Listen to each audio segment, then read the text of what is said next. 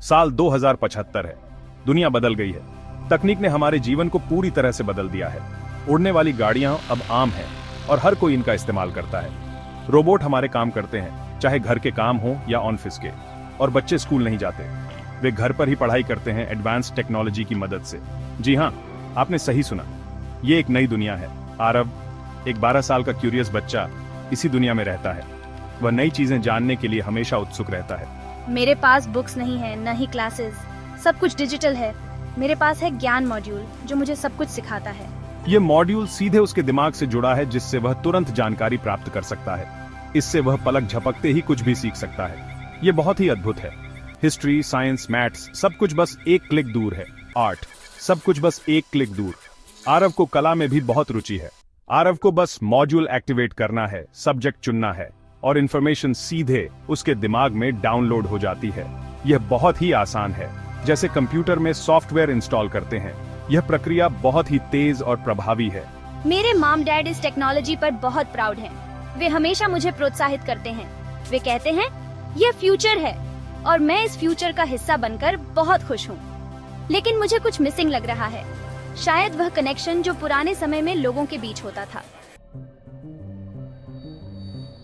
आरव के लिए ज्ञान मॉड्यूल एक मैजिक टूल जैसा था। यह मॉड्यूल उसे हर विषय में एक्सपर्ट बना सकता था, और वह भी बिना किसी मेहनत के। हिस्ट्री पढ़ते ही वह खुद को एंशिएंट रोम में इमेजिन करता।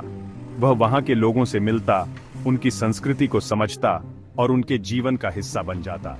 साइंस उसके लिए एक गेम बन गया था। वह मॉलिक्यूल्स के अंदर झांक सकता था, प्लैनेट्स पर घूम सकता था और एक्सपेरिमेंट्स कर सकता था। लेकिन धीरे धीरे इस आसानी ने उसे बोर्ड कर दिया।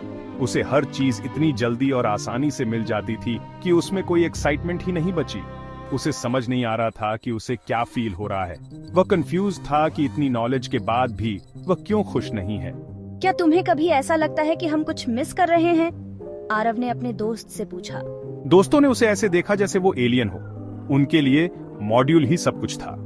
वे नहीं समझ सकते थे कि आरव क्या महसूस कर रहा है। उनके लिए मॉड्यूल ही सब कुछ था। वे हर समय इसे इस्तेमाल करते थे और इसे ही अपनी दुनिया मानते थे। आरव समझ गया कि उसकी यह बात कोई नहीं समझेगा। वह सैड हो गया। उसे लगा कि वह इस दुनिया में अकेला है। उसे स्कूल जाने का मन करने लगा, जहां बच्चे साथ पढ़ते, खेलते और सीखते हैं। उसे याद आया कि वहां की लाइफ कितनी सिंपल और फन थी, जहां टीचर्स होते हैं, फ्रेंड्स होते हैं और जिंदगी सिर्फ इंफॉर्मेशन डाउनलोड करने से ज्यादा होती है। वहां की बातें, डिस्कशंस और एक्टिविटीज उसे याद आने लगी। आरव ने सोचा कि शायद असली खुशी उन्हीं छोटी छोटी चीजों में है, जो हम टेक्नोलॉजी के चक्कर में भूलते जा रहे हैं। उसने फैसला किया कि वह इस मॉड्यूल का इस्तेमाल कम करेगा और असली दुनिया में ज्यादा समय बिताएगा। उसने बाहर जाकर नेचर को महसूस किया और उसे लगा कि असली दुनिया में भी बहुत कुछ है जो हमें खुशी दे सकता है। आरव ने महसूस किया कि असली खुशी टेक्नोलॉजी में नहीं, बल्कि उन पलों में है जो हम अपने दोस्तों और परिवार के साथ बिताते हैं। एक दिन आरव का मॉड्यूल खराब हो गया। यह उसके लिए एक बहुत बड़ा झटका था, क्योंकि वह इस मॉड्यूल पर बहुत निर्भर था। स्क्रीन पर अजीब सी लाइंस आने लगी। उसे चक्कर आने लगे। ऐसा लग रहा था जैसे उसकी दुनिया ही हिल गई हो। उसके पेरेंट्स उसे तुरंत डॉक्टर के पास ले गए। वे बहुत चिंतित थे और आरव की हालत देखकर घबरा गए थे। डॉक्टर ने बताया कि मॉड्यूल में प्रॉब्लम है। यह एक गंभीर समस्या थी जिसे ठीक करने में समय लगेगा। उसे ठीक होने में टाइम लगेगा। यह सुनकर परिवार ने राहत की सांस ली, लेकिन चिंता अभी भी उनके चेहरों पर साफ झलक रही थी। मैं डर गया था क्योंकि मुझे नहीं पता था कि अब क्या होगा, लेकिन साथ ही मुझे थोड़ा अच्छा भी लगा। यह कैसा फीलिंग था? क्या यह एक्साइटमेंट थी, क्यूरियोसिटी? मुझे समझ नहीं आ रहा था। मुझे मॉड्यूल के बिना जीने का चांस मिल रहा था। यह एक नई शुरुआत की तरह था, एक नई दुनिया को देखने का मौका। बेटा, सब ठीक हो जाएगा। हम तुम्हारे साथ हैं। तुम्हें डरने की जरूरत नहीं है। आरव के दिल में एक नई उम्मीद जागी। उसे लगा कि शायद यह समय उसके लिए कुछ नया सीखने का है। शायद यह चांस उसे कुछ नया सिखाए। ये एक नई यात्रा की शुरुआत थी और आरव इसके लिए तैयार था। घर पर बोर्ड होते हुए मुझे एटिक में दादाजी का पुराना बॉक्स मिला। उसमें एक डस्टी डायरी थी। मैंने उसे ओपन किया। डायरी में दादाजी ने अपने बचपन के स्टोरीज लिखे थे। स्कूल जाने की बात, दोस्तों के साथ खेलने की बात और किताबें पढ़ने का मजा। मैं शॉक्ड हो गया। यह तो एक अलग ही दुनिया थी। जहाँ बच्चे रियल किताबें पढ़ते थे, अपने हाथों से लिखते थे और एक दूसरे से बात करके सीखते थे। मुझे लगा कि रियल पढ़ाई तो यही है, जो एक्सपीरियंस से मिले, फीलिंग्स से जुड़ी हो।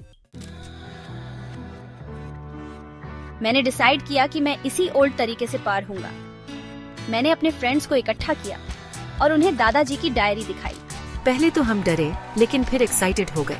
हाँ, हमने मिलकर एक सीक्रेट सेंटर बनाया जहां हम ओल्ड जमाने की तरह पढ़ाई करते। उन्होंने इसका नाम रखा ज्ञान का असली युग। यहाँ कोई मॉड्यूल नहीं था, बस फ्रेंडशिप, एक्साइटमेंट और सीखने की चाहत थी। हम हंसते, खेलते और एक दूसरे से सीखते। हमें लगा कि रियल खुशी तो यही है। नॉलेज इंपॉर्टेंट है, लेकिन फ्रेंडशिप, लव और रिलेशनशिप्स भी उतने